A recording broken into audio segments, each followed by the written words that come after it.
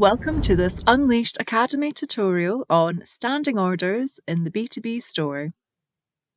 If you have customers who place the same order on a regular basis, whether weekly, monthly, or another frequency, setting up a standing order will help you automate that process.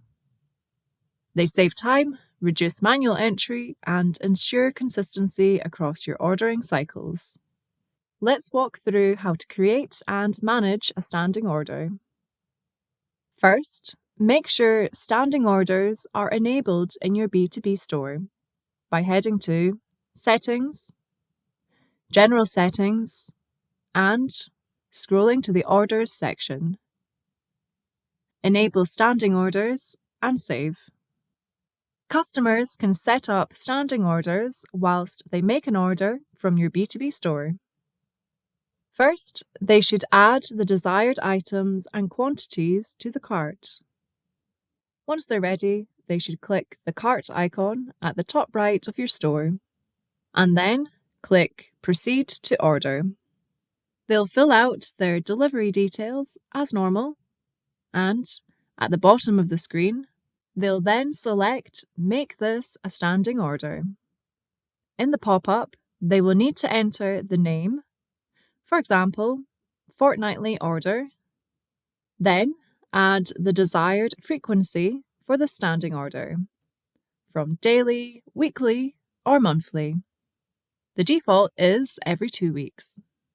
They will then need to choose the date they wish the standing order to begin on, and then click Create.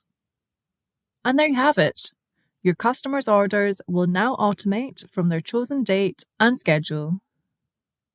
To view or adjust standing orders, customers can click on the My Orders drop-down and Standing Orders. From here, they can pause or resume orders, rename or change the schedule, and adjust the next order date. In the Show Details drop-down, they can also increase or decrease the quantity of their standing order product, or remove products from the order by clicking on the trash can symbol. They can also delete a standing order from here. Once saved, updates will appear on screen.